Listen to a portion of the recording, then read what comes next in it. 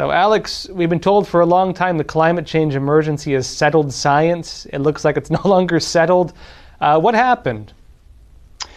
Well, there's a series of 3 new peer-reviewed papers published in major prestigious scientific journals just over the last month or so. And taken together, they completely undermine the alleged scientific consensus on man-made global warming.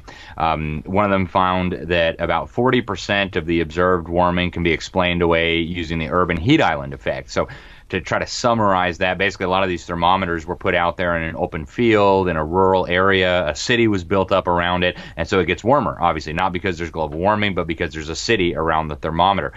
The rest of the warming, they found, can be easily explained using changes in solar activity that NASA has been tracking meticulously for many decades.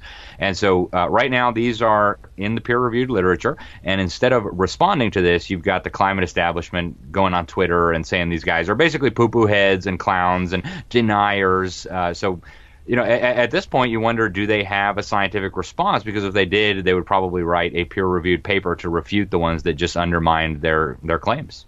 Well, how did they get them in? You know, it's hard to get a peer-reviewed paper when it comes to these topics.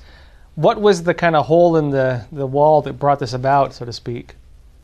You're right. It is very hard to get any peer-reviewed studies in the journals because there's almost like an iron wall blocking this. And we got some insight into this during the ClimateGate scandal in 2009 when a bunch of emails were hacked and leaked to the public showing a bunch of so-called climate scientists, in fact, some of the leading so-called climate scientists, conspiring to hide their data from other researchers, conspiring to hide the decline in global temperatures, and conspiring to silence any scientists who wouldn't go along with the narrative, keep them out of the journals, keep them out of TV, media interviews, etc. And so what happened is these papers were just really solid. These 3 journals that published them, they're not known for being, climate denier publications, but the science was very sound. They did one special issue in the journal Climate, for example. They had some guest editors, including Dr. Ned Nikolov, who I wrote about back in 2017. They looked at this. They said, wow, this is correct as best as we can tell. So the peers looked at it, they accepted it, and this is a really prestigious team, Josh. We're talking about almost 40 scientists from around the world.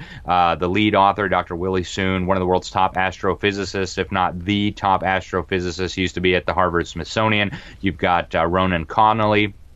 These are very, very well-established, very prestigious, highly credentialed experts, and it's good to finally see some alternative viewpoints published in the peer-reviewed literature. I think the dam is finally cracking, Josh.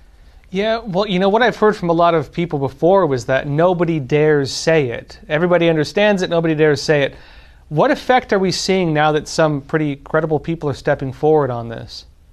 That's exactly right. And I reached out to a lot of scientists for my article in the Epoch Times about this, and over again, I kept saying, I'd love to comment, but I can't because my funding's going to be jeopardized, my grant's going to be jeopardized. If I get associated with saying that these papers are important, I'm going to be, labeled, and I won't be able to participate anymore in scientific debates. So there's still a very real sense that that's going on. But when you look at the scientists behind these papers, for example, Dr. Willie Soon, these are people who've now moved away from the major institutions. Dr. Willie Soon ended his time at Harvard Smithsonian last year, and they're now working independently. So they have an organization called CERES.